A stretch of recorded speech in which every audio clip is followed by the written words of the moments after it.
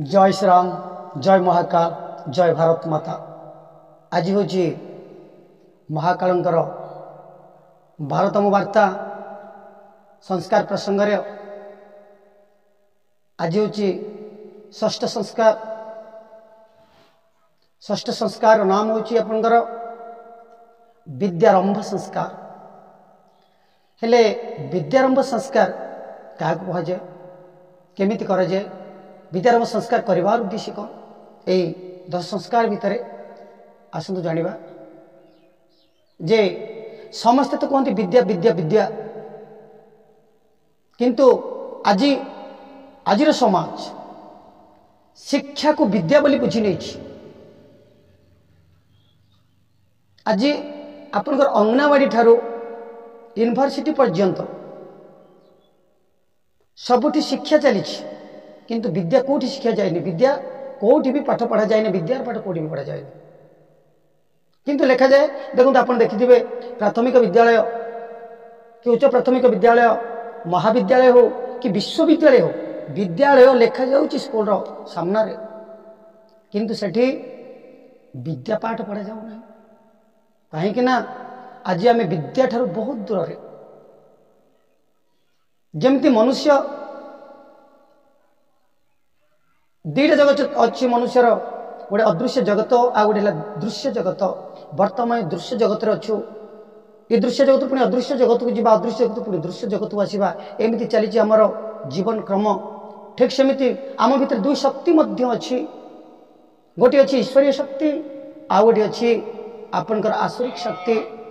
आम केवल आसुरिक सहित प्रति मुहूर्त जोड़ी होकर अच्छु, किंतु ईश्वरीय शक्ति सहित जोड़ी होना कि जोड़ी होगा भी चेष्टा करूँ ना।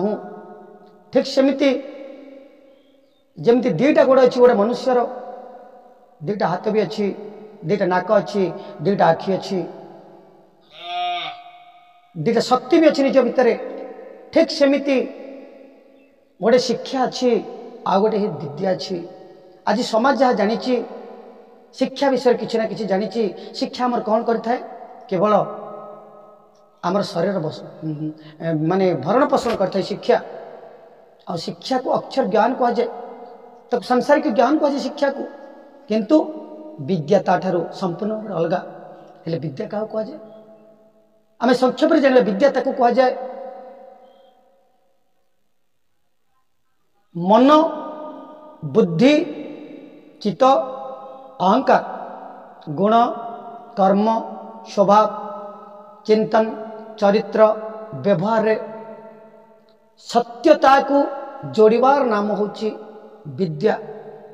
ए निज भितरे जो आमर मन, बुद्धि, चित्त, अहंकार अच्छी, गुणकर्म, स्वभाव अच्छी, चिंतन, चरित्र, व्यवहार अच्छी, ता सहित सत्य को जोड़ीबार नाम, धर्म को जोड़ीबार नाम, सत्यर विकास करिवार नाम, एगुड़ा को जागृत करिवार नाम होची विद्या। ताहले आपण माने कहतु, निज को प्रश्न पचारतु। आज आमर मन भितर, बुद्धि रे, गुण रे, कर्म रे, स्वभाव रे, चिंतन, चरित्र, व्यवहार रे कोठी एमती शिक्षालय रे आपनकर विकास करा जाउची, गुण रे विकास, सद्गुण रे विकास कोठी भी संभव नहीं।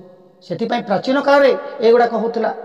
प्राचीन काल गुरुकुल आश्रम रे विद्या दिया जाउतला, शिक्षा और शिक्षा भी दिया जाउतला। शिक्षा विद्या उभय दिया जाक जिनिस दिया जाउतला, किंतु आज आमे अज्ञान वशतः ए गोटे शत्रु, अज्ञान रूपक शत्रु आमको विद्या ठारू दूरे देइछि।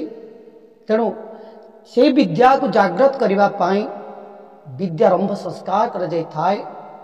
विद्यारंभ संस्कार जो पिला को करा जाए, 3 वर्ष पर विद्यारंभ संस्कार करा जाए। आट ए टाइम 2टा शिक्षा दि जाए, सेठी शिक्षार आरंभ होता है और विद्यार आरंभ भी होता है।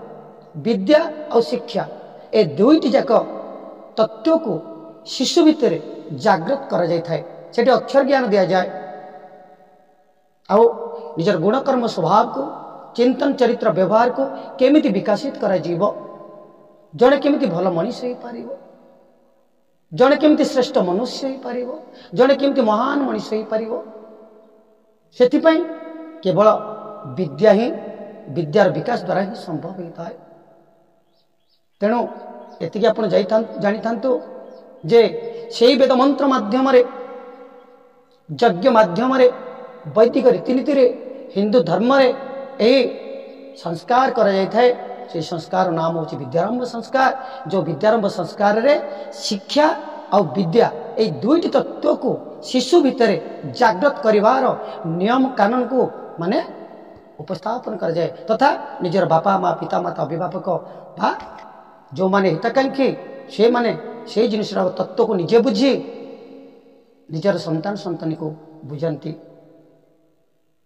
पुणी आसंता पर्याय आपण को दीक्षा संस्कार विषय कह। जय श्री राम, जय महाकाल, जय भारत माता।